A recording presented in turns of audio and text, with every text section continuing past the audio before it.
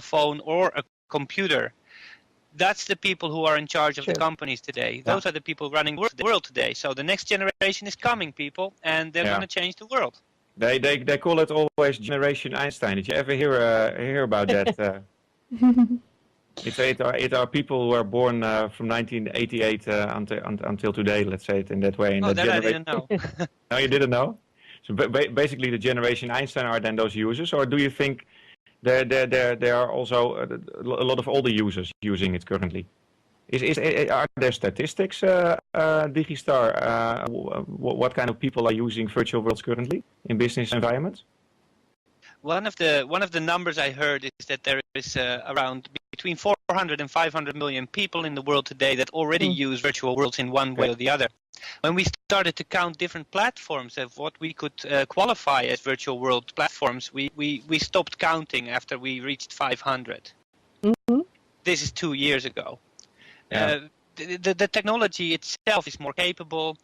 Developers are extremely skillful. It's basically, I would call it a natural evolution of where internet technology is today. And I think one big lesson, I think, if you take anything from this conversation home, think about it this way: the 2D web, the World Wide Web as we know it, is not the whole internet. That's actually already old-fashioned. It's the sum of networks that form the 3D network, the 3D web, and it's already here in many ways. I see a question coming from the audience from Yael in Israel. He's asking, Second Life and Virtual provide synthetic interaction without key elements such as facial expressions. What's the future hold? Yoyodara, do you have an answer to that? At the moment, in the virtual world, you can have some expressions. They're called gestures. And yes, they are providing with being happy, crying, etc. So you can make the expressions, but it's improving every day. Unfortunately, you can't see this on my avatar at the moment, but with Digistar, you can also see that he has a lip sync, for instance. So that technology is improving. What's that? Lip Lip sync, yeah. That's when he talks, then you see his lips moving. Yes, actually, this is called lip synchronization, and studies have shown that, for example, the human mouth makes about 9 different phonemes, at least in the Western languages. So these 9 different phonemes or shapes of the mouth pretty much do lip synchronization in a combination of things. So when you start combining things like speech to text and text to speech and input-output technologies, and then what you basically do for the consumer, virtual worlds, they slap a usable interface on it that makes it easier to interact with the technology and the computer itself. And also with the new webcam generations, they'll be able to involve the expressions. Oh, you mean that webcam? On the avatars. Okay, so webcams recognize that. Webcams can recognize that. For example, if I'm talking, then it will recognize that I'm talking and will sync the lips or something like that. Yes. Okay. Yes, and shake somebody's hand also. For example, if you could, for example, you could shake the hand of a real life-size avatar standing right in your living room. Yeah. Yeah. That's right. Motion tracking by avatar. Go ahead. One comment to Yael's point.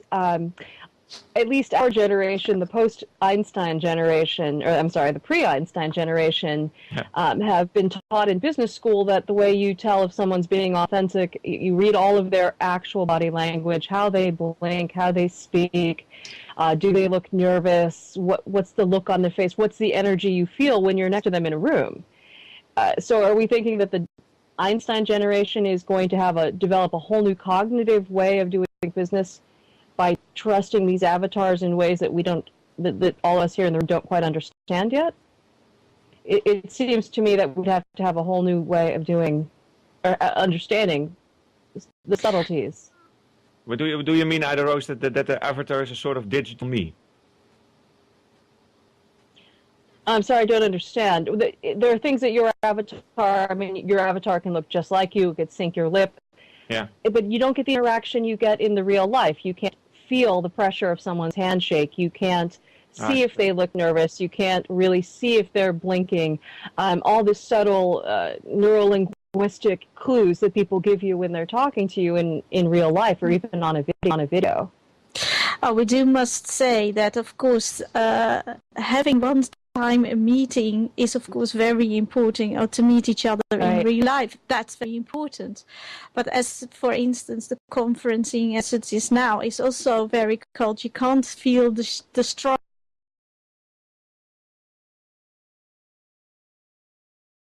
But it's so interesting. Can you please tell a little bit more about pitfalls? Well, what things should we be aware of for preventing from happening when adopting those virtual worlds to our business? You have to start thinking very virtual, as I always say, and that means start to think different, start to be open-minded towards these virtual worlds. We know, of course, in companies we do have ITs, departments having these protocols, and of course that is to protect the companies from internet.